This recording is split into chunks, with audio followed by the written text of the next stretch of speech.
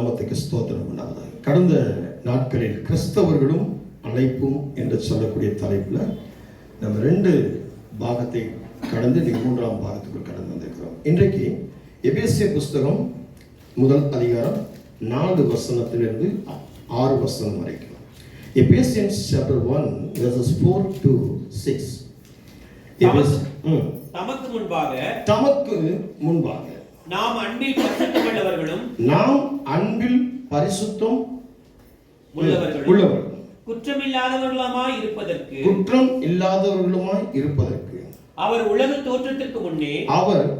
தோற்றத்திற்கு முன்பே கிறிஸ்துவுக்குள் நம்மை தெரிந்து கொண்டபடியே பிரியமானவருக்குள் தாம் அவருக்கு தந்தருளின தம்முடைய கிருபையின் மகிமைக்கு புகழ்ச்சியாக தம்முடைய தயவுள்ள சித்தத்தின்படியே நம்மை இயேசு கிறிஸ்துவின் மூலமாய் தமக்கு சுவிகார புத்திரராகும்படி முன் குறித்திருக்கிறார். இன்றைக்கு இந்த கிறிஸ்தவர்களும் அழைப்பும், இந்த கிறிஸ்தவர்களுக்கு அழைப்பு தெரிஞ்சால் சரியாக நம்ம ஓட முடியும். இப்போ நீங்கள் ஒரு வேலை செய்றீங்க, ஒரு வியாபாரம் பண்ணீங்க அப்படின்னா அதில் அந்த நுணுக்கம், எதற்காக அந்த வேலை, எதற்காக அந்த வியாபாரம், அந்த வேலை எப்படி செய்யணும், அந்த வியாபாரத்தை எப்படி செய்யணும், அதனுடைய அழைப்பு என்ன, அந்த அழைப்புக்கு ஏற்றபடி உங்களை மாற்றிக்கொள்வதற்காக நீங்கள் ஓடும்பொழுது அந்த வேலையாக இருக்கட்டும், அந்த வியாபாரமாக இருக்கட்டும், அந்த படிப்பாக இருக்கட்டும், என்ன ஆகும், சரியான ஒரு உயர்வை கொடுக்கும். அதே போல கிறிஸ்தவர்களுக்கும் சொல்றது, கிறிஸ்தவர்கள் சும்மா ஒரு ஞானஸ்தானம் எடுத்துட்டு ரசிக்கப்பட்டுட்டு ஏதோ ஒரு ஜெபம் பண்ணால் ஒரு நேரம் ஜெபம் பண்ணுறது, ஜெபம் பண்ணாமல் இருக்கிறது, பாட்டு படிக்காமல் சபைக்கு போகாமல் இருக்கிறது, அப்படியே இருக்கிறது கிடையாது.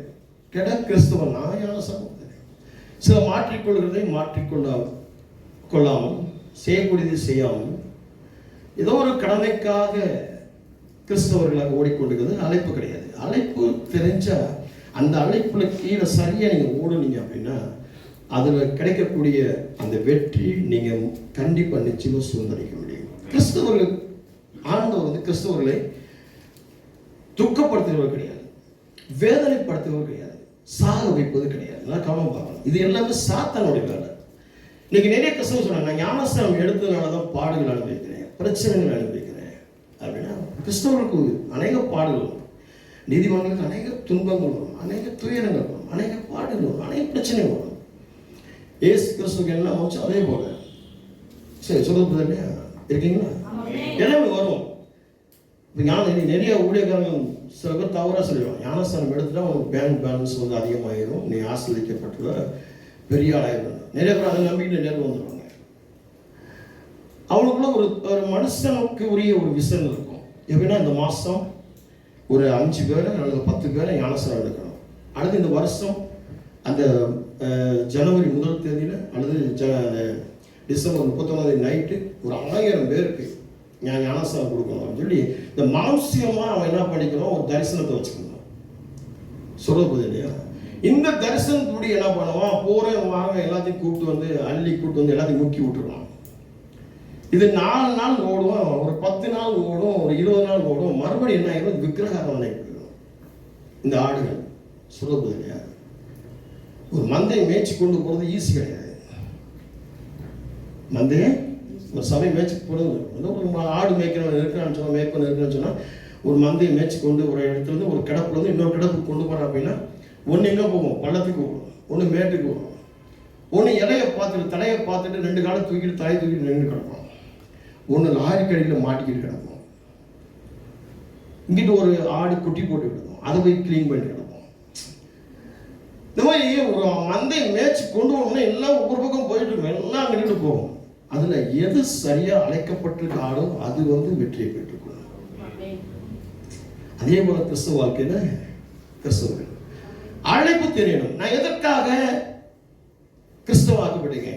நான் உடம்பு முடியாம கிடந்தேன், ஆஸ்பத்திரியில் இருந்தேன், அங்கே ஒரு மிஷனரி வந்தாங்க, ஒரு ஊழியக்காரன் வந்தாங்க, இன்னைக்கு அணைய சொல்லுவாங்க, அங்கே எனக்கு சத்தியம் சொன்னாங்க, நான் மாறிட்டேன். நான் ஒரு பிரச்சனையில் இருந்தேன், பலவிதமான பாடுகள் இருந்தேன், ஒரு தற்கொலை எண்ணத்தில் இருந்தேன். அங்கே இருக்கும்போது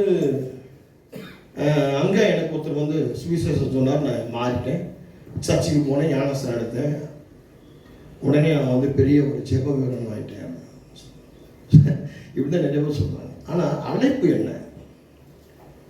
நீ ரசிக்கப்பட்டிருக்க, ஞானஸ்தானம் எடுத்திருக்க, ரைட்டு, உனக்காக ஒரு மிஷனரி வந்தான், ஒரு ஊழியக்காரன் வந்தான், இதை சொன்னால் ரைட்டு, ஓகே. ஆனால் எதற்கு மாற்றப்பட்டீங்க?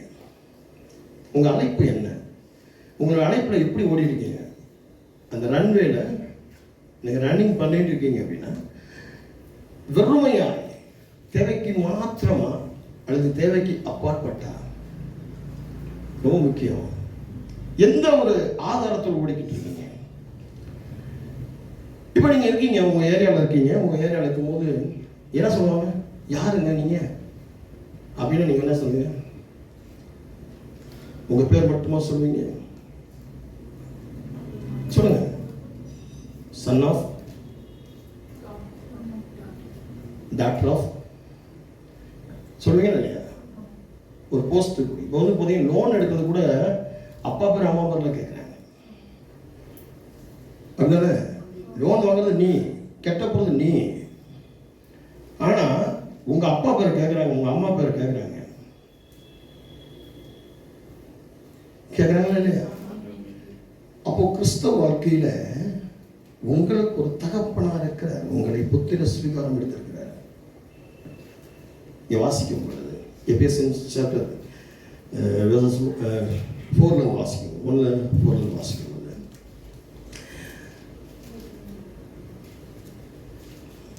தமக்கு முன்பாக நம் அன்பிலே பரிசுத்தம் உள்ளவர்களும் குற்றம் இல்லாதவர்களுமாய் இருப்பதற்கு அவர் உலக தோற்றத்துக்கு முன்னே கிறிஸ்துவுக்குள் நம்மை, அதான் ரொம்ப முக்கியம். அப்போ இன்னைக்கு நீங்க சத்தியத்தை அறிந்து ரட்சிக்கப்பட்டு ஞானஸ்நானம் எடுத்து இன்னைக்கு நீங்க ஒரு சபைக்கு வந்திருந்தாலும், ஆனால் உங்களை முன் குறித்தவர் இந்த உலக தோற்றத்துக்கு முன்பே. அதை அவன் இன்னைக்கு நீங்க கையில பைபிள் வச்சிருக்கீங்க அப்படின்னு சொன்னா, இன்னைக்கு பைபிள் படிக்கிறீங்கன்னு சொன்னா, ஜெபிக்கிறீங்கன்னு சொன்னா, முழங்கால் போடுறீங்கன்னு சொன்னா, இது உங்களால் ஏற்பட்டது கிடையாது, அவருடைய அழைப்பு. அந்த அழைப்பு இன்னைக்கு நேற்று கிடையாது, உலகம் உருவாவதற்கு முன்பதாக. உலகம் முன்பதாக அப்படின்னா நீங்க பிறந்திருக்கவே மாட்டீங்க, நீங்க யாருன்னே தெரியாது.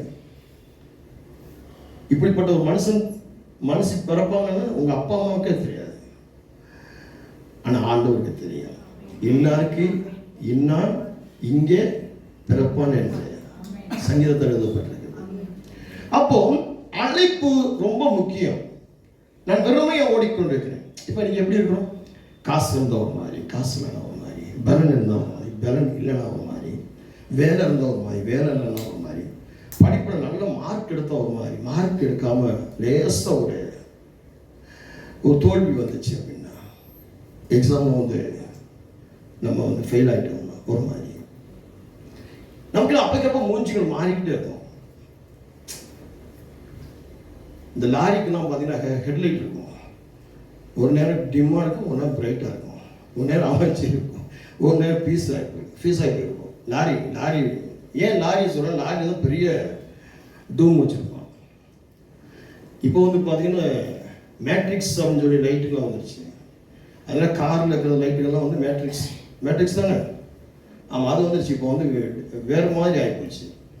ஆனால் அப்போ பார்த்தீங்கன்னா அந்த லாரிகளில் வந்து பெரிய அந்த டூம் இருக்கும். அப்போ இருக்க அந்த ஃபர்கோ லாரியில் இருக்கும். அது தனியாக அந்த ஃபர்கோ லாரி பார்த்துருக்கீங்க? அந்த டூம் மட்டும் தனியாக நிற்கும், பெருசாக இருக்கும். திடீர்னு ஃபீஸ் ஆகிடும், திடீர்னு டிம்மாக இருக்கும், திடீர்னு பிரைட்டாக இருக்கும், திடீர்னு அந்த பல்பில் முன்னாடி இருக்கக்கூடிய அந்த இது மட்டும் கலந்து கீழே வந்துடும். இன்னைக்கு அநேக கிறிஸ்தவர்கள் அப்படிதான் இருக்கிறீங்க, ஃபர்கோ லாரியோடைய ஹெட்லைட் மாதிரி மூஞ்சி வச்சுக்கிட்டு. ரட்சிக்கப்பட்டவர்கள் உங்கள் அழைப்பை முதலாவதாக நீங்க தெரிஞ்சுக்கணும். வேதம் சொல்றது பாருங்க, தமக்கு முன்பாக அன்பில் பரிசுத்தம், குற்றம் இல்லாதவர்கள். இது ரொம்ப முக்கியம். பரிசுத்தமும் குற்றம் இல்லாதவர்களுமான ஆமே இருக்க நம்ம பழகிக்கிறோம். யாரும் யாருக்கும் தலை கிடையாது. எல்லாருக்கும் தலை கிறிஸ்து ஒருத்தன் மாத்திரமே. ஆமென். இது கடைசி கால போதனைகள். இப்போ நான் இந்த கிட்டத்தட்ட 3 வருஷமா நான் போதிச்சுட்டு வர்றது எல்லாமே கடைசி கால போதனைகள், கடைசி காலத்துல கேட்கக்கூடிய சத்தியங்கள். அதனாலதான் என் சபையில செழிப்பு இருக்காது, ஆசீர்வாதம் இருக்காது, தடவி கொடுக்கிற வார்த்தைகள் இருக்காது, தட்டி கொடுக்கிற வார்த்தைகள் இருக்காது, கடினமான வார்த்தை இருக்கும். அதனால இந்த 3 வருஷத்துக்குள்ள பாருங்க அநேக விசுவாசிகள் வெளியே போயிருக்கிறாங்க சபையை விட்டு. நம்ம எடுக்கிற தலைப்பு உங்களுக்கு என்ன பிடிக்கல. ஏன்னா இன்னைக்கு இருக்கக்கூடிய சுவிசேஷகர்கள், பிரசங்கியார்கள், இன்னைக்கு புதுசாக முளைச்சி வரக்கூடிய பாஸ்டர்கள் செழிப்பை குறித்து கலர் லைட்டை போட்டு, மேக்கப்லாம் போட்டு, கலர் சொக்காலாம் போட்டு, கோட் சூட்லாம் போட்டு, அப்படியே வந்து ஜெட்டில் வந்து இறங்கி, ஹெலிகாப்டரில் வந்து இறங்கி அப்படியே இருக்கிறதுனால சொல்கிறாங்க, பாஸ்டர் வந்து ஃபாரின் போயிருக்கிறார், என் பாஸ்டர் வந்து ஹாலந்தில் இருக்கிறார், என் பாஸ்டர் வந்து லண்டன் போயிருக்கிறாரு. இது ஒரு பந்தாவா இருக்கு. இன்னைக்கு பூரா வந்து ஒரு பந்தாவா ஆயிடுச்சு கொடுங்க. என் பாஸ்டர் பரலோகத்துக்கு போயிட்டார் சொல்லுங்க. ஹலோ, என் பாஸ்டர் பரலோகத்துக்கு போயிட்டு டெய்லி வராருங்க, தேவனோட பேசுறாரு, தாழ்மையா இருக்கிறார், அன்பா இருக்கிறார், விட்டு கொடுக்கிறார், எனக்கா கண்ணீர் விட, எனக்கா சொல்லிக்கிற சொல்லி பாருங்க. அதெல்லாம் சொல்லவே மாட்டீங்க. ஏன்னா உங்க காரியம் எதுவுமே பாஸ்டருக்கு தெரியாது, உண்மையா தெரியாதுங்க. இங்க இருக்கிறவங்க என்ன காரியமும் தெரியாது. எனக்காவது தெரியும் போது தான் அப்படியா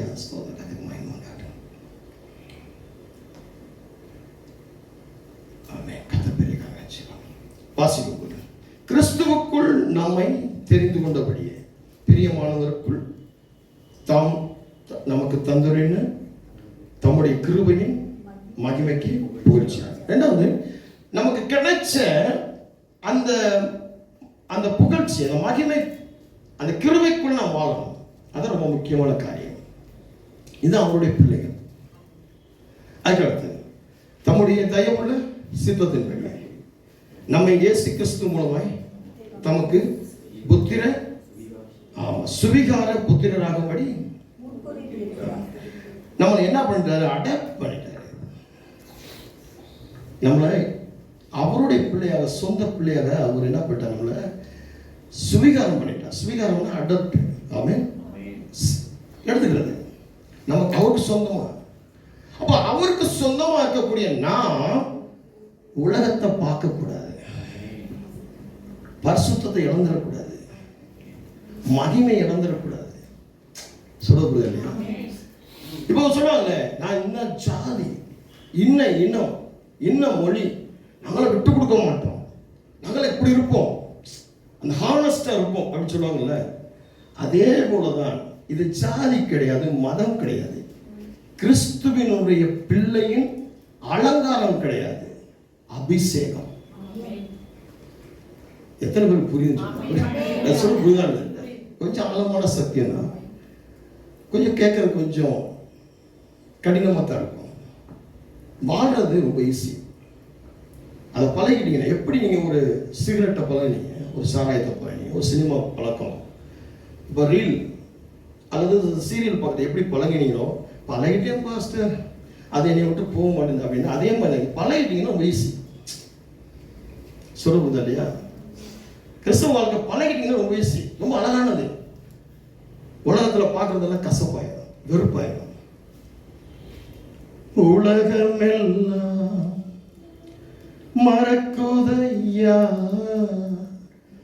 உணர்வு எல்லாம் இனிக்குதையா. அது மாதிரி நீங்க ஆண்டவர் ருசிக்க ஆரம்பிச்சீங்க அப்படின்னா, உலகத்துல இருந்து கிடைக்குது எல்லாம் எப்படிப்பட்ட சுவையானதும் கசப்பா இருக்கும். ஐயா, அது ஃபாரின்ல இருந்து வந்த பழம், அது இது ரொம்ப அழகான பழம் அப்படின்னா கூட எனக்கு அந்த பழம் வேண்டாம், இந்த பழம் போதும் அப்படின்னு நினைக்கணும். அந்த மாதிரி கிறிஸ்துவுக்குள்ள இருக்கிற வாழ்க்கை நீங்க ருசிச்சு பார்த்தீங்க, கர்த்தரை ருசித்து பார்த்தீங்கன்னா, அவருக்கு பிள்ளைகளை நீங்க மாறினீங்கன்னா, அதுக்காக நீங்க கோவணம் கட்டிக்கிட்டு மம்பட்டியை தூக்கிட்டு ஒண்ணுமே இல்லாம வெறும் வீட்டுல கரண்ட் கூட இல்லாம ஒண்ணும் இல்லாம உட்கார மாட்டீங்க. பிச்சைக்காரி உட்கார மாட்டீங்க. கர்த்தர் உங்களுக்கு காரு, பங்களா, வீடு, வாசல், ஜாதி, ஜனம், இனம் எல்லாத்தையும் கொடுத்து நிரப்புவார். ஆபிரகாமுடைய தேவன் அல்லவா? அதான் நீ கிறிஸ்துவுக்குள்ள வந்தா ஒண்ணுமே இல்லாம வெறுத்து போயிரு. அதுல அதை நீங்க நிறைய பேர் நீங்க தவறு பண்றீங்க. உலகத்துல நீங்க தேடி கண்டுபிடிக்கிறது, உலகத்துல பெற்றுக்கொள்கிறதை விட ஆண்டவருக்குள்ள இருந்தீங்கன்னா அதிகமா கொடுப்பார். கேட்டோட கிடைக்கும். அப்பா கிட்ட போய் அப்பா எனக்கு இது வேணும்ப்பா, உடனே அப்பா என்ன சொல்றாங்க, எவ்வளவு கஷ்டம் இருந்தாலும் எவ்வளவு பற்றாக்குறை இருந்தாலும் எவ்வளவு போராட்டத்தில் இருந்தாலும் உடனே என் பிள்ளை கேட்டுட்டாயா இதை வாங்கி கொடுக்கணும் அப்படின்னு வாங்கி கொடுக்குறாரு. அதே போலதான் கர்த்தர், நம்முடைய கர்த்தர் நம்ம கேட்டோம்னா அது நிறைவா இருக்கும்படியாக நம்ம கொடுப்பார். போதும் போதும் என்ற அளவுக்கு கர்த்தர் கொடுப்பார். அதுக்காக நீங்க கிறிஸ்துக்குள்ள வந்துட்டு கஷ்டப்படுவீங்க, துக்கப்படுவீங்க, வேதனைப்படுவீங்க, அது பிடிங்க. நான் ஸ்டார்ட் பண்ணும்போது அதை சொன்னேன், நீதிமன்றம் வரும் துன்பங்கள் அநேகமாக ஒரு பக்கம் ஸ்டார்ட் பண்ணி போது பார்த்தீங்கன்னா உண்மன் இருந்தால் ஒரு பொய் இருக்கும், பரிசுத்தம் இருந்தால் அங்கே என்ன இருக்கும், பரிசுத்தம் இல்லாமல் இருக்கும், அழுக்கு இருக்கும். எல்லாமே பார்த்தீங்கன்னா ஆண்டவர் என்னென்ன நம்ம கொடுக்குறாரு அது எல்லாமே அவனும் ஒன்று வச்சிருப்பான். சந்தோஷம் அப்படின்னா சந்தோஷம் இல்லாமல் ஒன்று வச்சிருப்பான், சத்துவான. சரிங்களா? இது சந்தோஷத்தை ஆண்டவர் கொண்டு கொடுக்கும்போது அவன் பொய்யான ஒரு சந்தோஷத்தை காட்டி உங்களை இழுப்பான், ஒரு நிழல் போல உங்களை காட்டி இழுப்பான். அப்போ நிழலை பார்க்கக்கூடாது, நீங்க நிச்சயத்தை பார்க்கணும். அப்ப நிச்சயம் எது? நான் ஆண்டவருடைய அழைக்கப்பட்டிருக்கிற நான் அவருடைய பிள்ளை. சொல்லுங்க, அவருடைய வாசிங்க 6. தம்முடைய தயவுள்ள சித்தத்தின்படியே நம்ம இயேசு கிறிஸ்து மூலமாய் தமக்கு சுவிகார புத்திரராகும்படி பிதாவாகிய தேவன் அவருடைய தயவுள்ள அந்த சித்தத்தின்படியே கிறிஸ்து இயேசு கிறிஸ்து மூலமாய் அவருடைய பிள்ளையாக, பிதாவினுடைய பிள்ளையாக நம்மளை ஏற்றிருக்கிறார். நடக்காம பாருங்க. அப்போ அழைக்கப்பட்டிருக்கிறவர்கள் எப்படிப்பட்டவர்கள் அப்படின்னா தேவனுடைய பிள்ளைகள். அழைக்கப்பட்டவர்கள் தேவனுடைய பிள்ளைகள். அப்ப தேவனுடைய பிள்ளைகள் எப்படி இருக்கணும்?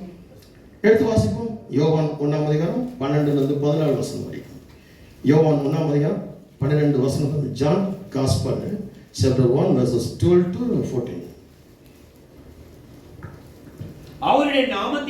அவருடைய நாமத்தின் மேல் விசுவாசம் உள்ளவர்களாய் அவரை ஏற்றுக்கொண்டவர்கள் எத்தனை பேர்களோ அத்தனை பேர்களும் தேவனுடைய பிள்ளைகளாய் இருக்கும்படி அவர்களுக்கு அதிகாரம் கொடுத்தார். அவர்கள் இரத்தத்தினாலாவது மாம்ச சித்தத்தினாலாவது புருஷனுடைய சித்தத்தினாலாவது பிறவாமல் தேவனாலே பிறந்தவர்கள். நடக்காம பாருங்க, இந்த சொல்ற அவருடைய நாமத்தின் மேல் விசுவாசம் உள்ளவர்களாய் அவரை ஏற்றுக்கொண்டவர்கள் எத்தனை பேர்களும் அத்தனை பேர்களும் தேவனுடைய பிள்ளைகளாகும்படி அவர்களுக்கு அதிகாரம் கொடுத்தார். எத்தனை பேர் இயேசுவை ஏற்றுக்கொண்டு விசுவாசித்து ஏற்றுக்கொண்டு ரட்சிக்கப்பட்டு ஞானஸ்தானம் எடுத்து சபைக்கு வந்தீங்களோ அத்தனை பேர். அப்போ யார் அவர்கள் அப்படின்னா அழைக்கப்பட்டவர்கள் தேவனுடைய பிள்ளைகளாக இருக்கிறார்கள். அப்போ ரத்தத்தினாலும் கிடையாது, மாம்சத்தினும் கிடையாது, மாம்சத்தினும் ரத்தத்தின் சித்தத்தின்படியாகவும் கிடையாது, புருஷன் மனைவி என்ற ஒரு காரியத்திலும் கிடையாது. அப்ப நீங்க யாரால பிறந்திருக்கீங்க அப்படின்னு சொன்னா பிதாவாகிய தேவனால் நீங்க பிறந்திருக்கீங்க. அப்ப நீங்க குட்டி தேவர்கள். அதனால கவனம் பார்க்கணும், குட்டி தேவர்கள். சங்கீதம் 82:6.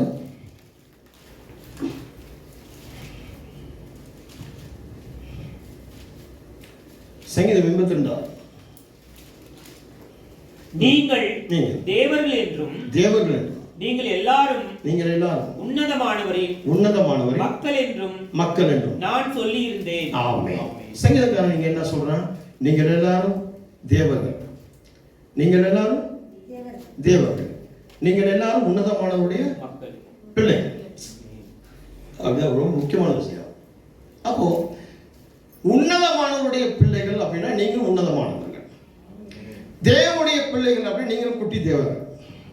இதை நிறைய முறை சொல்லிங்க. எலிக்கு எலிதான் பிறக்கும், பூனைக்கு பூனை தான் பிறக்கும், கழுதைக்கு கழுதை தான் பிறக்கும். அப்படின்னா கழுதைக்கு எலி பிறக்காது, எலிக்கு பூனை பிறக்காது. இப்போ நம்ம மட்டும் எப்படி கிறிஸ்தவர்கள் இருந்துட்டு பல அட்டூழியம் பண்றோம்? சொல்லுங்க பார்க்கலாம். பலவிதமான பாவங்கள், போட்டிகள்,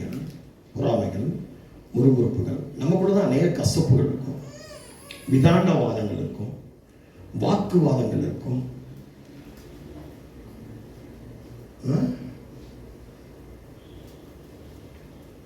சொல்லுங்க. மாம்ச இச்சை இருக்கும், கண்ணின் இச்சை இருக்கும். அப்போ ரட்சிப்பு ஒரு பேருக்கு, ஞானஸ்தானம் ஒரு பேருக்கு, சபை கூடுதல் ஒரு பேருக்கு, கையில வச்சுக்கிற பைபிள் ஒரு பேருக்கு, தேவைக்கு மட்டும் சபை, தேவைக்கு மட்டும் பைபிள் வாசிப்பு, தேவைக்கு மட்டும். ஏதாவது பிரச்சனை வந்துச்சுன்னா உட்காந்து பைபிள் தூக்கிட்டு அப்பா ஐயோ இந்த பிரச்சனை வந்துருச்சு, ஐயோ அப்பா வார்த்தையில் பேசுங்கப்பா, அப்போதான் பாஸ்டர் தெரியும், அப்போதான் பாஸ்டர் தெரியும், அப்போதான் சர்ச்சை தெரியும். எங்க சர்ச்சை, எங்க பாஸ்டர்? கொஞ்சம் அவங்க வந்துட்டோம்னா பாஸ்டராவது, சர்ச்சையாவது, சபை, பைபிள் கிடக்கு, எனக்கு வேலை. என்ன பிரதர், என்ன சிஸ்டர், பைபிள் படிச்சீங்கன்னா ஜோம், நேரம் இல்லைங்க, வேலையில் நான் தான் லீடர், நான் தான் போர்மேன், வேலையில் நான் தான் ஹெட்டு. நான் போனால் அங்கே மிஷின் ஓடாது, நான் போனால் அங்கே டீம் வேலை செய்யாது, வேலைக்கு நேரம் போகுது, எனக்கு பைபிளுக்கு நேரம் இல்லை, தூங்குறதுக்கு நேரம் இல்லை, சாப்பிட்றதுக்கு நேரம் இல்லை. என்ன நினச்சுன்னு நினச்சிக்கோங்க பாஸ்டர், நான் கூட லேப்டாப்பை தூக்கி மடியில் வச்சுட்டு தான் ஃப்ளைட்டில் போயிட்டுருக்கேன், ட்ரெயினில் போயிட்டுருக்கேன், பஸ்ஸில் போயிட்டுருக்கேன், கார் ஓட்டிகிட்டு கூட என்ன பண்ணிருக்கேன், லேப்டாப்பில் வேலை பார்த்துட்டே தான் போயிட்டுருக்கேன்.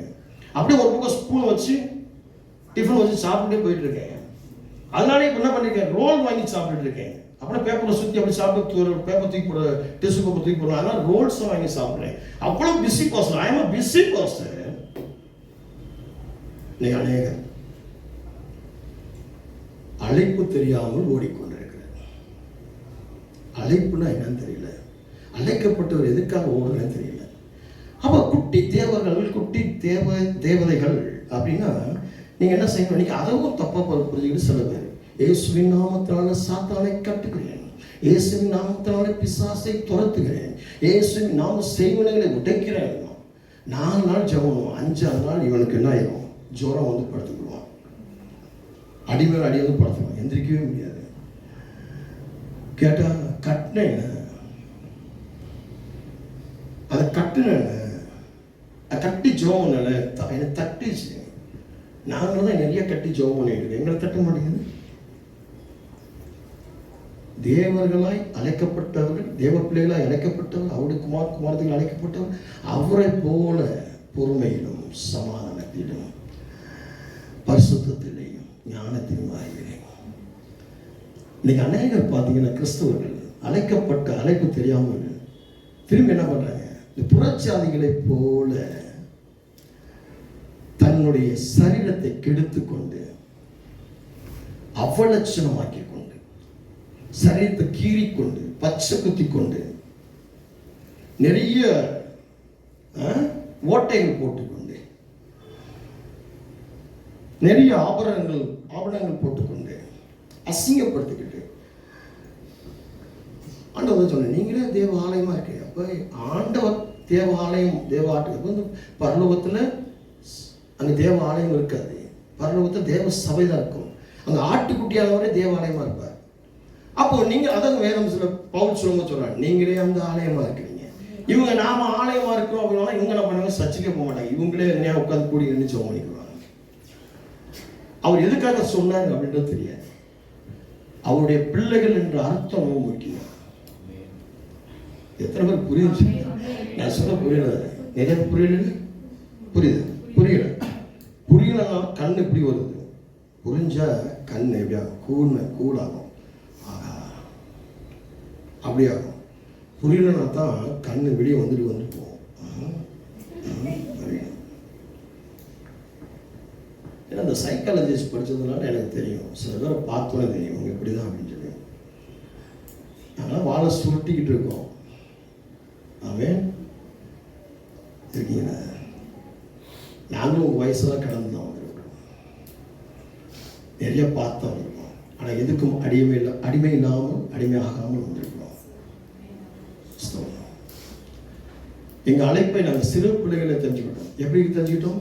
தாயின் மூலமாக, தகப்பன் மூலமாக, அவங்க சொன்ன ஆவிக்குரிய வசனங்கள், ஆவிக்குரிய கதைகள் மூலமாக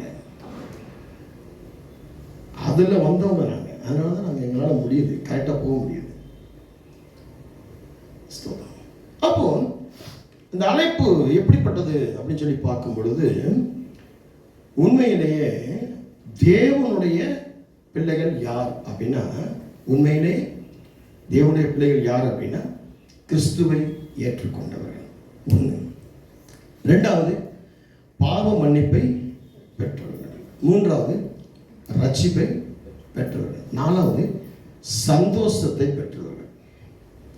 இந்த நாளும் உங்களுக்குள்ள இருக்கு. அழைக்கப்பட்ட உங்களுக்குள்ள நீங்க தேவனுடைய பிள்ளைகள் ஆயிட்டீங்கன்னா, குட்டி தேவர்கள் ஆயிட்டீங்கன்னா, இந்த நாள் இருக்கா? இந்த நாளும் இருக்கா? கடன் இருக்கும், பற்றாக்குறை இருக்கும், எல்லாமே இருக்கும். அதுலேயும் உங்களுடைய அந்த இயேசு கிறிஸ்துவை ஏற்றுக்கொண்ட அந்த ரட்சிப்பு, அந்த பாவ மன்னிப்பு, அந்த சந்தோஷம் உங்கள் முகத்தில் இருக்கணும். சொல்லுவாங்க அகத்தின் அழகு. அப்போ இதயம் மகிழணும், இதயம் கழிக்கணும், இதயம் எப்பவுமே பலமாக இருக்கணும். சொல்லுவது இல்லையா? நிறைய பேர் சொல்லுவாங்க, பாஸ்டர் அதுக்கு ஜெபம் பண்ணுங்க. என்ன பாஸ்டர் நீங்க பெருசா ஜெபம் பண்ண மாட்டீங்க, நிறைய வசனம் சொல்லி ஜெபம் பண்ணீங்க. நான் சொல்றேன், நான் வந்து ஒரு ஆன்டிபயோட்டிக் மாதிரி. எதுக்கு ஜெபம் பண்ணுமோ அது மட்டும் ஜெபம் பண்ணுவேன், எதை சொல்லி ஜெபம் பண்ணுமோ அது மட்டும் ஜெபம் பண்ணுவேன், அது மட்டும் போகும் அப்படின்னு. அதே மாதிரி நீங்க பார்த்தீங்கன்னா நம்ம வந்து எப்படி இருக்கணும், சும்மா கதை கேட்கறதும் கட்டுக்கதைக்கு செவி சாய்க்கிறதும் துர்மார்க்கமான ஆலோசனைகளுக்கு விலப்போகுதுமா இருக்கக்கூடாது. நம்ம கரெக்டாக இருக்கணும், அந்த பாயிண்ட் ஆஃப் கரெக்டாக இருக்கணும். நம்ம எதுக்காக அழைக்கப்படுவோம் யார்? அப்போ ஆண்டோடைய பிள்ளைகள், ரட்சிக்கப்பட்டவர்கள், பாவ மன்னிப்பை பெற்றவர்கள், சந்தோஷமாக இருக்கிறவர்கள், கிறிஸ்துவை ஏற்றுக்கொண்டவர். அப்போ நான் ஒரு குற்றம் செய்யக்கூடாது, குற்றமான காரியம் பேசக்கூடாது, கெட்ட வார்த்தையை பேசக்கூடாது, ஒருத்தனை அவமதிக்க கூடாது, ஒரு மனுஷனை அவமதிக்க கூடாது, ஒரு மனுஷனுடைய குற்றங்களை பார்த்து அந்த குற்றங்களை பெருசுப்படுத்தி கேவலப்படுத்தக்கூடாது.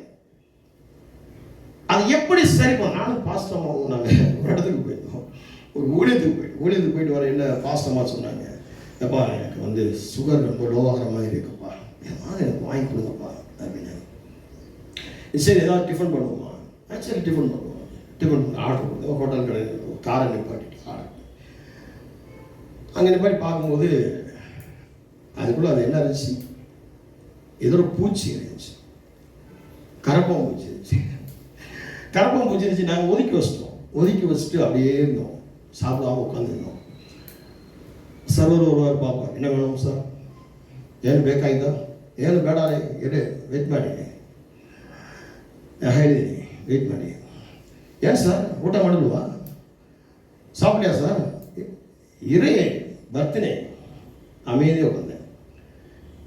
இப்படி எல்லாம் சாப்பிட்டு எல்லாம் போன பிறகு அப்படி மெதுவாக போய் அந்த சர்வரை கூப்பிட்டு, வாங்கி சாப்பாட்டில் பாரு கரப்பான் வச்சிருக்கு, இனிமேல் அப்படி பார்த்து நிதானமாக கொடு, வேறு யாரெல்லாம் பார்த்துருந்தா அவங்க ஹோட்டல் பேர் கட்டு போடு, கேஸ் போட்டிருப்பான், சீல் வச்சிருப்பான். அந்த கேசியர்கிட்ட போய் மெதுவாக சொல்லணும், கொஞ்சம் நீ கொஞ்சம் கேர் எடுத்து பாரு. தேங்க்யூ சார் சார் வேற போட்டுத்தாங்க சார், வேற பண்ணுங்க சார், வேற டிஃபன் வேறு தோசை போட்டாங்க சார். வேண்டாம் சாமி, டீ குடித்தேன், நல்ல டேஸ்டாக இருந்துச்சு, சூப்பர் டீ. அதான் விஷயம். அப்போ அந்த குற்றங்களை பெருசுப்படுத்துறது தேவனுடைய பிள்ளைகள் கிடையாது, குற்றங்களை பார்க்க தேவனுடைய பிள்ளைகள் கிடையாது. அந்த குற்றத்தை எப்படி சமாளிக்கணும், அந்த குற்றத்தை எப்படி இல்லாமல் ஆக்கணும், இதுதான் தேவனுடைய பிள்ளைகள். அப்போ உன் குடும்பத்தில் உன் கணவன் மனைவிக்குள்ள உன் குறைகளை மாற்றணும். குறைகளை பார்த்துட்டு பிரிவினை வந்துடும். நீங்க யார்? அழைக்கப்பட்டவர்கள், தேவனுடைய பிள்ளை, அழைக்கப்பட்டவர் தேவனுடைய பிள்ளை. கர்த்தர் உங்களை புத்திர சுவீகாரம் பண்ணியிருக்கிறாரு. அப்போ பிள்ளைகளாக ஏற்றிருக்கிறாரு. அப்போ பிள்ளைகளை ஏற்றுக்கும் போது நீங்க எப்படி இருக்கீங்க? கிறிஸ்துவை ஏற்றுக்கொண்டவர்கள், ரட்சிப்பு பெற்றவர்கள், சந்தோஷமா இருக்கணும் இல்லையா? பாவ மன்னிப்பு பெறணும் இல்லையா? அப்போ இன்னொரு பாவத்தை தூண்டுபடியாக அல்லது பாவத்தை செய்யும்படியாக அல்லது பாவத்தை பார்க்கும்படியாக கண்கள் இச்சைக்க போகக்கூடாது அல்லவா? குறைகளுக்குள்ள போகக்கூடாதவா? அந்த குறை எப்படி சரி பண்ண? இப்போ சபைக்கு வந்துட்டீங்க, சபையில குறைகள் எப்படி சரி பண்றது? பாஸ்டர் ஒரு டீம் போட்டு எல்லாம் உட்காந்து பேசுவோம், இது எப்படி சரி பண்ணுவோம், இது எப்படி பண்ணுவோம். யாரா வந்திருக்கீங்களா? சொல்லப்படுது இல்லையா? ஆனா வெளியே மட்டும் போய் சொல்லுவீங்க, குறையா சொல்லுவீங்க. சபை எப்படி, சபை எப்படி, விசுவாசம் எப்படி, பாஸ்டர் எப்படி, பாஸ்டர் எப்படி, பாஸ்டர் பிள்ளை எப்படி, அப்படி பேசிட்டாரு இப்படி பேசிட்டாரு, அவர் பிரசங்கத்தில் அப்படி ஆச்சு இப்படி ஆச்சு, குத்திரமாயிருச்சு. குத்திரமாய் இடிக்கிற மாதிரி இருந்தால் தான் மாற முடியும். இல்லைன்னா சபையாக கடந்து பறந்து போது போயிட்டு வருகிறார்.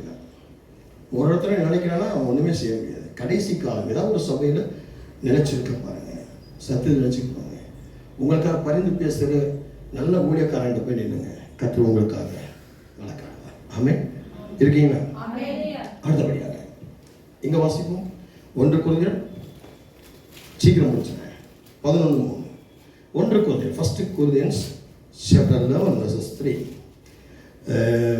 1 கொரிந்தியர் புத்தகம் 11ஆம் அதிகாரம் 3 வசனம். ஒவ்வொரு புருஷனுக்கும் கிறிஸ்து தலையாய் இருக்கிறார் என்றும், கிறிஸ்து தலையாய் இருக்கிறார் என்றும், ஸ்திரீக்கு புருஷன் தலையாய் இருக்கிறார் என்றும், கிறிஸ்துவுக்கு தேவன் தலையாய் இருக்கிறார் என்றும் நீங்கள் அறிய வேண்டும் என்று விரும்புகிறேன். தேவன் எப்படி ஒரு மனுஷன், ஒரு ஆண் மகனுக்கும் ஒரு பெண் மகளுக்கும் எப்படி தலையா இருக்கிறாரோ அதே போல உங்கள் ஒவ்வொருவருக்கும் தேவன் தலையா இருக்க வேண்டும்.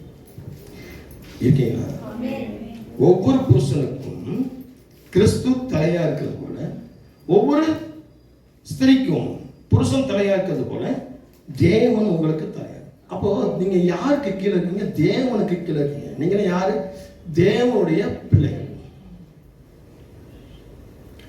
இப்ப என்ன பண்றீங்க? இந்த ஒன்லி ஜீசஸ் சொல்லி வெறும் ஜீசஸ் மட்டும் பிடிச்சிட்டு போறீங்க. பரிசுத்த ஆவியின் கூட்டம் சொல்லி பரிசுத்த ஆவியை மட்டும் பிடிச்சிட்டு போறீங்க.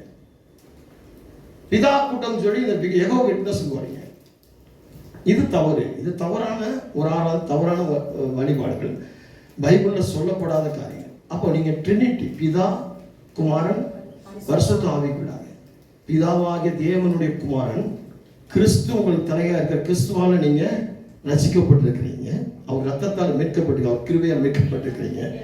இப்போ உங்களை உலகத்தில் நடத்துறது யார் அப்படின்னா பரிசுத்த ஆவியானவர் நடத்தணும். அப்போ பரிசுத்த ஆவியானவர் உங்களுக்குள் வரும் பொழுது நீங்க விடுதலையும் பாதுகாப்பும் பராமரிப்பும் பண்றீங்க. பரிசுத்த ஆவியானவர் உங்களுக்கு வரும்போது, அப்போ பரிசுத்த வர்றது இன்னைக்கு நிறைய பேர் ஒரு டம்மு டும்னு ஆடுறது, கர்ச்சிப்பு தூக்கி போட்ட உடனே, ஒரு சிடி தூக்கி போட்ட உடனே டஸ்ட் புசுன்னு டம்மு டும்னு குதிக்கிறது, இது கிடையாது. பரிசுத்தம்ன்றது என்னன்னா உங்களை ஒரு நல்ல புருஷனா, ஒரு நல்ல மனைவியா, ஒரு நல்ல பிள்ளையா, நல்ல ஒரு வேலைக்காரனா, நல்ல ஒரு முதலாளியா, நல்ல ஒரு விசுவாசியா இந்த உலகத்துல உங்களை ஒரு தலை சிறந்த ஒரு சாட்சியோட வைக்கிறது தான் பரிசுத்த ஆவியானவரோட வேலை. நீங்க சபையில வந்து டம்மு குதிச்சுட்டு போய் அங்கிட்டு இங்க குதிக்கிறது, எமோஷனலா குதிச்சுட்டு எமோஷனலா டம்மு ஆடிட்டு பாடிட்டு எல்லாம் பண்ணிட்டு வெளியே போய் காத்து எடுக்கப்பட்ட பலன் மாதிரி புஷ்ஷுங்க விழுந்து திரும்பி பழைய குருடி கதவை திரடின மாதிரி பழையபடி அதே பாவ மனுஷிக்குள்ள போறது. அங்கே போய் அது கெட்ட வார்த்தை, அதே சாபமான வார்த்தை, பலவிதமான தவறான காரியங்கள், அது கூட போகிறது கிடையாது. நமக்கு நிறைய பேருக்கு பார்த்தீங்கன்னா கிறிஸ்தவர்களுடைய தப்பான காரியங்கள் என்னக்குன்னா, இந்த நண்பர்களை பார்த்தா என்ன மச்சான், என்ன மாப்பிள்ளை, நல்லா சூப்பராக கிறிஸ்துவ இந்த பைபிள் சர்ச்சுக்குள்ள வரணும்.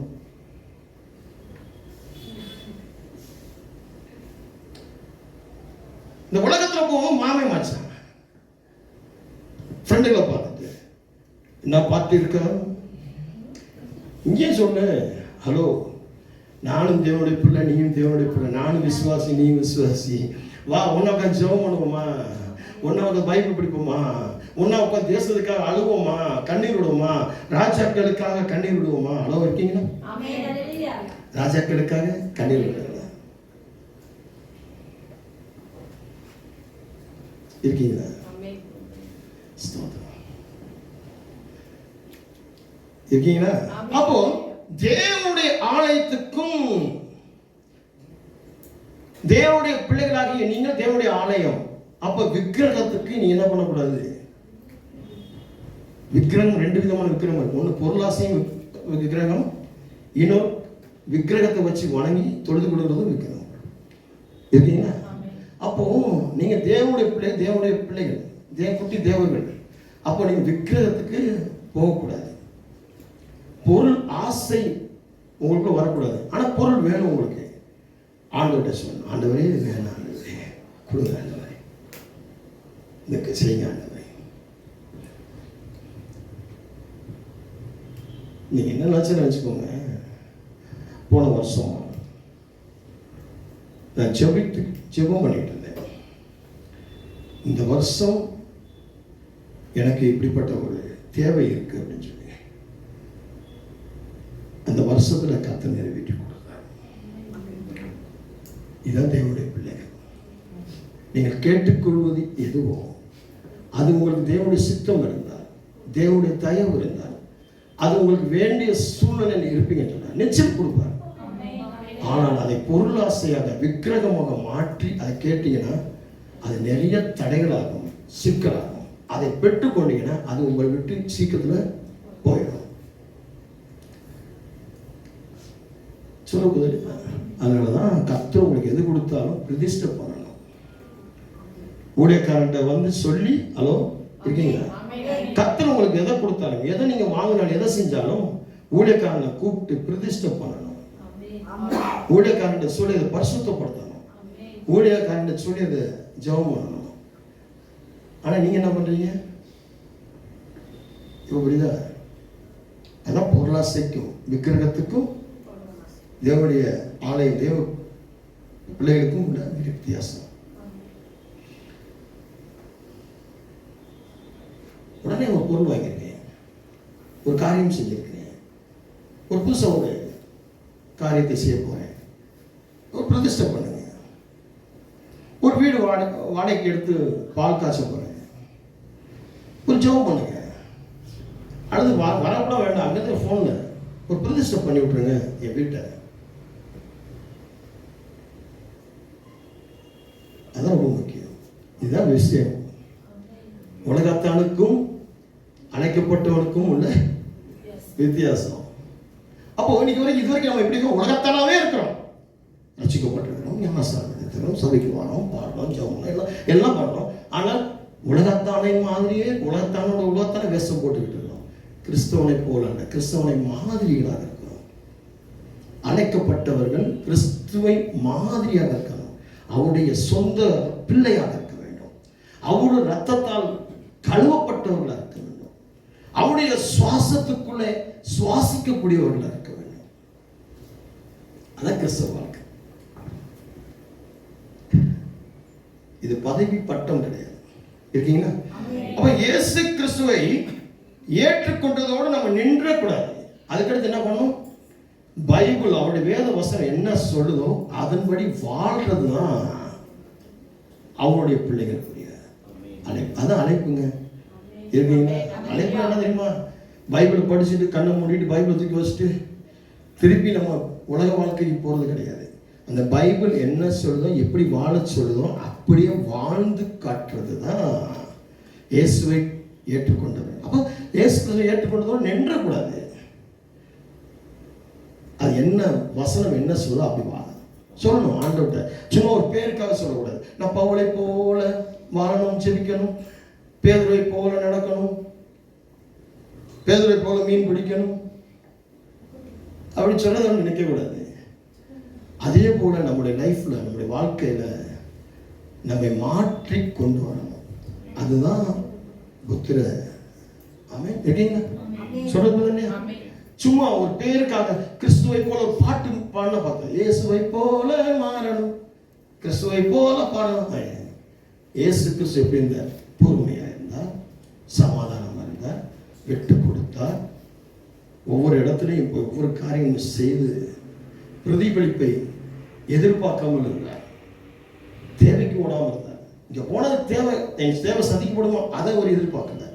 அங்க உள்ள தேவைகள் என்னால பூர்த்தி செய்யப்படுமா? நான் போனா தண்ணீர் திராட்சை ரசமாக மாறுமா? அங்க இருக்கக்கூடிய கல்யாண வீடு விருந்து ஆசீர்வதிக்கப்படுமா? இதைத்தான் அவர் பார்த்தார். நான் போனா அந்த குஷ்டரோகி சுத்தமா வேணாம், இதைத்தான் பார்த்தார் வழியா. நான் குஷ்டரோகி சுகம் கொடுத்தாலும் அவன் எனக்கு சம்பளம் கொடுத்துருவானா, காணிக்க கொடுத்துருவானா? ஆனா இந்த கிறிஸ்தவை மட்டும்தான் பார்ப்போம். இன்னைக்கு சர்ச்சைக்கு போனா சம்பளம் போயிருமே சொல்லுறது. இன்னைக்கு சம்பளம் போயிடும், லீவே கிடைக்காது. கிறிஸ்தவ மட்டும்தான் இப்படி பார்ப்பான். எனக்கு இதனால தான் இந்த இஸ்லாமியர்கள் ரொம்ப பிடிக்கும், இஸ்லாமிய சகோதர சகோதரி ரொம்ப பிடிக்கும்.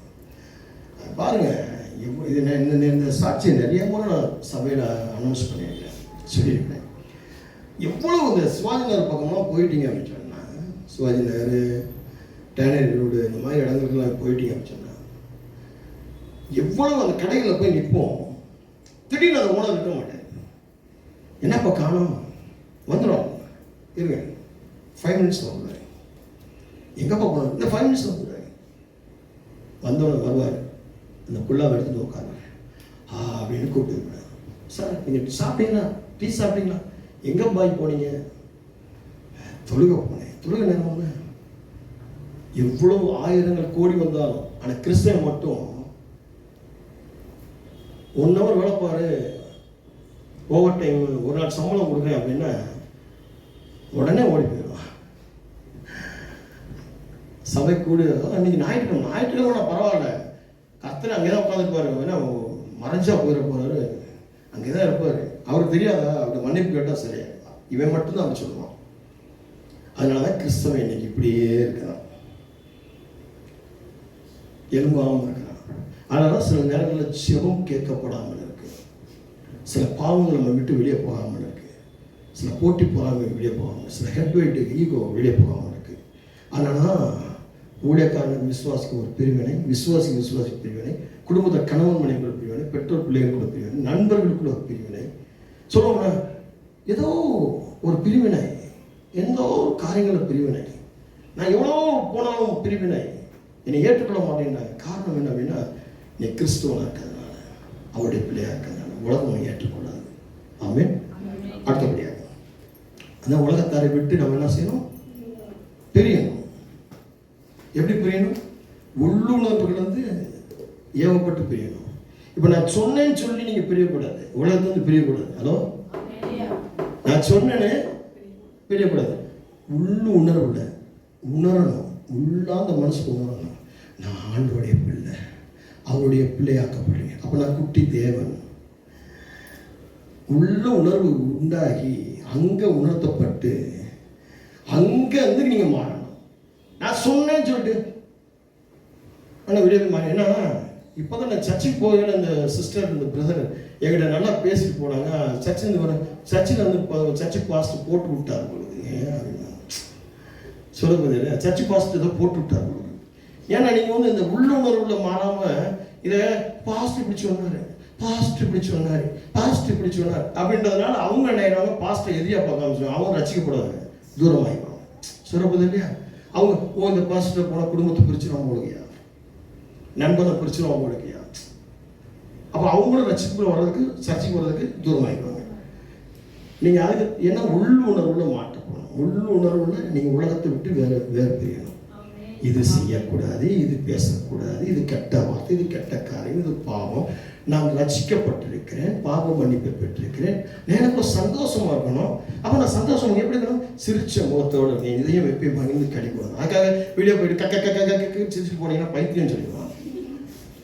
உங்க முகம் பிரகாசிக்கணும், உள்ள இருக்கிற இதயம் அங்கே என்ன எழுப்புதல் உண்டாகும் பொழுது அந்த அனல் அக்கினி உங்க முகத்துல தெரியணும். சிரிச்சு ஒருத்தன் வர்றாங்க, உங்க வீட்டுக்கு வராங்க அப்படின்னா, வாங்க பிரைஸ்தரன் உட்காருங்க, தண்ணி குடிங்க அப்படின்னு சொல்லணும்.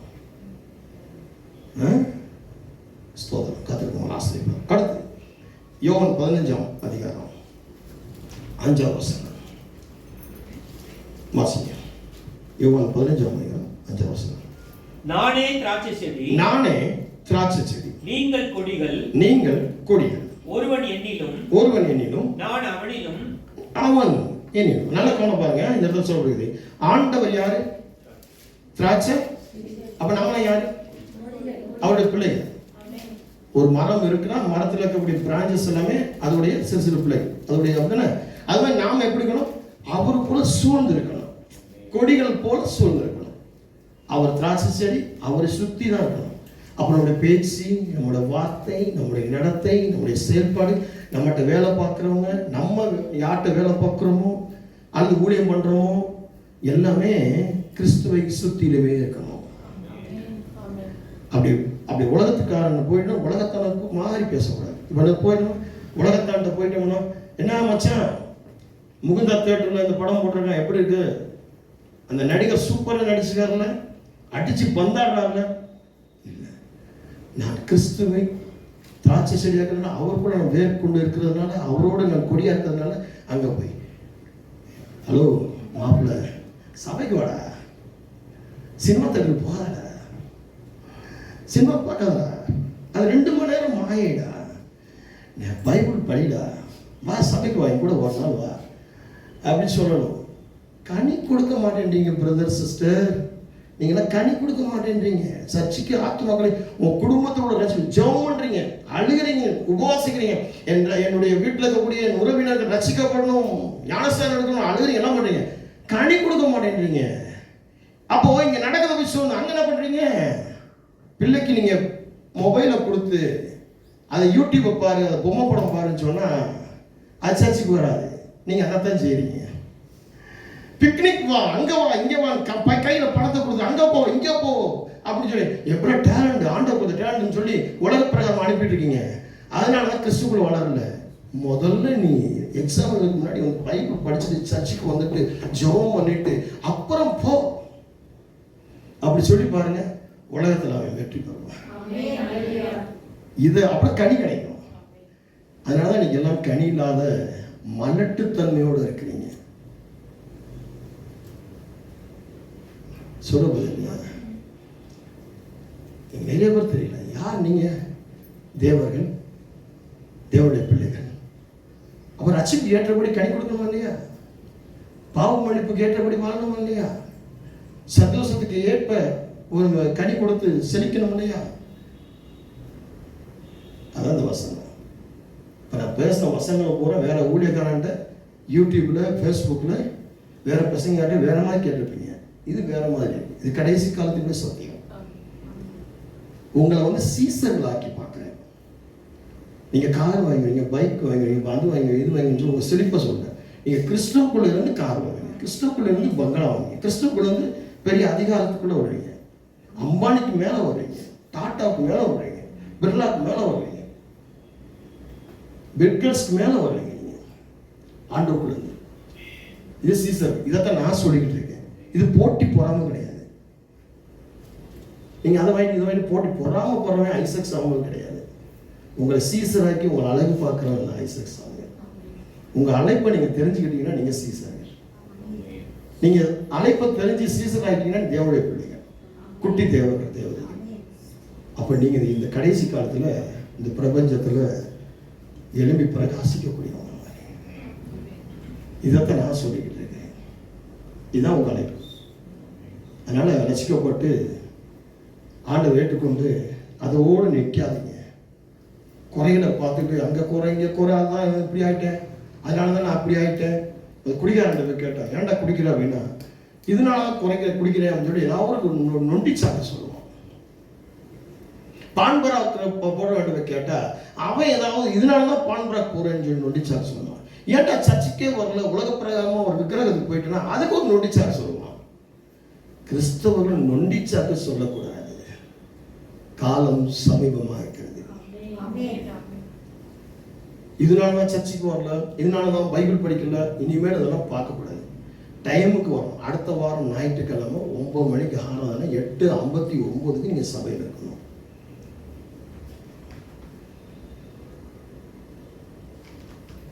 முதல்ல ஆண்டவர் கொடுக்குற நேரத்தை கொடுக்கணும். முதலாவதாக இதை தேடுங்க, என்ன கொடுங்க. நீங்க எப்படி வரீங்க? அறகுறையா வந்தாலும் வந்துட்டோம்ல. ஆண்டவர் பிள்ளைங்க எப்பயுமே நேர்க்குமாக இருக்க மாட்டாங்க, கோணலுமா இருக்க மாட்டாங்க, குறையும் குற்றமா இருக்க மாட்டாங்க, சரியா இருப்பாங்க. வேலையில பர்ஃபெக்டா இருக்கும்னு நினைக்கிறீங்களா? ஸ்கூல்ல பர்ஃபெக்டா இருக்கும்னு நினைக்கிறீங்களா? அங்க டீச்சர் தட்டி கொடுக்கணும்னு நினைக்கிறீங்களா? வேலை செய்யற இடத்துல எஜமான் தட்டி கொடுக்கணும்னு நினைக்கிறீங்களா? அப்ப பெரிய எஜமான் அவரும் தட்டி கொடுக்கணும். தட்டி கழிக்க கூடாதுல்ல. அங்க போயிட்டு இயேசுவின் நாமத்தில் நான் அதை பண்ணேன் இதை பண்ணேன், அதெல்லாம் முடியாது. நான் டோர் லாக் பண்ணிட்டேன், உனக்கு இடம் இல்லை, அந்த இடத்துல நீங்க நிற்க கூடாது. ஆமே, அந்த இடத்துல ஆமா, நான் இயேசுவின் நாமத்தில் அதை பண்ணேன், இயேசுவின் நாமத்தில் இதை பண்ணேன், கணக்கு லிஸ்ட்டை பெரிய லிஸ்ட்டை தூக்கிட்டு போய் நிற்கலாம். நீங்கள் ஒரு லேப்டாப்பை தூக்கிட்டு போய் நிற்கலாம், ஒரு டெஸ்க்டாப்பை தூக்கிட்டு போய் நிற்கலாம். இப்போ மொபைல் வந்துருச்சு, நிறைய பேர் மொபைல் தான் பைபிளை படிக்கிறாங்க. பைபிள் யாரும் வச்சுக்கிறது இல்லை, ஊழியக்காரனே பைபிள் வச்சுக்கிறது இல்லை, விசுவாசிகள் பைபிள் வச்சுக்கிறது இல்லை, எல்லாம் மொபைல் தான். மொபைலில் பார்க்காதீங்க, பைபிளில் இருபுறம் கருக்குள்ள பட்டயத்தில் பாருங்க. அதுதான் உங்களுக்கு பவர், அதுதான் உங்களுக்கு சாத்தானுக்கே தெரிவிக்கக்கூடியது. எங்கே போனால் பைபிளை தூக்கிட்டு போங்க. ஆமென். கதவு நான் சொல்றேன், இருக்கீங்களா? மறந்துடாங்க, உங்கள் அழைப்பு இதுதான். இது ஒரு அழைப்பு தொடர்ச்சி. அடுத்த வாரம் நிறைய ஒரு வீடியோ வந்துட்டீங்கன்னா அடுத்த வாரம் எத்தனை பேர் சபையில் பார்க்க முடியலன்னு தெரியாது. ஒருவேளை வந்துடுவீங்கன்னா வந்துடுங்க, கூட இன்னொரு ஆத்மா கூப்பிட்டு இருந்தீங்கன்னா வாங்க, அது ரொம்ப நல்லது. இதில் தான் உங்கள் அழைப்பு என்னன்னு தெரியும். ஆமாம். கண்களை தெரிஞ்சு அன்பின் ஆண்டவரே, கிறிஸ்தவர்களும் அழைப்பும் என்று சொல்லக்கூடிய தலைப்பில் 3வது பாகமாக புத்திர சுவீகாரம் பெற்றுள்ளவர்களாக அந்த சுவீகார புத்திரராகும்படி அழைப்பு பெற்ற தேவனுடைய பிள்ளைகளாக இருக்கிறோம் என்று சொல்லி தேவனுடைய வார்த்தையை பரிசுத்த ஆவியின் மூலமாக சில ரகசியங்களை நாங்கள் பெற்றுக்கொண்டோம். அந்த ரகசியத்தை நாங்கள் பார்த்தோம். அதுக்கு கர்த்தருடைய ஆவியானவர்களுக்கு உதவி செய்தோம். கிருபைக்காக நன்றி. இது பங்கெடுத்த ஒவ்வொருவரும் தன் பலவீனங்களது பலனாகட்டும், சுகவீனங்களது சுகம் பெற்றுக் கொள்ளட்டும், தடைகள் உடைக்கப்படட்டும், சாபங்கள் முறிக்கப்பட்டும், பாவங்கள் நிர்மூலமாகட்டும், சந்தோஷமும் சமாதானமும் உண்டாகட்டும், தீர்க்க ஆயுசுகள் உண்டாகட்டும். இன்னைக்கு பலவீனமாக இருக்கிற ஒவ்வொரு பரிசுத்தவானுடைய பிள்ளைகளும் புதிய சுகத்தை பெற்றுக் கொள்ளட்டும். இந்த வார்த்தைகளை கேட்ட ஒவ்வொருவரும் ரட்சிப்பை முழுமையாக அடையட்டும். இதுதான் என்னுடைய அழைப்பு, இதுதான் என்னுடைய தேவனுடைய பிள்ளைக்கான அந்த புத்திர சுவீகாரம் என்று சொல்லி ஒவ்வொருவரும் தன்னை மாற்றிக்கொண்டு உம்முடைய வருகைக்கு ஆயத்தமாகட்டும். உம்முடைய வருகைக்கு அனைவரை ஆயத்தப்படுத்தட்டும், தகுதி அடையட்டும். இயேசுவின் நாமத்தில் ஜெபிக்கிற சொந்த பிதாவே, ஆமென். கர்த்தர் உங்கள் அனைவரும் கர்த்தர் உங்களை ஆசீர்வதிப்பார். God bless you.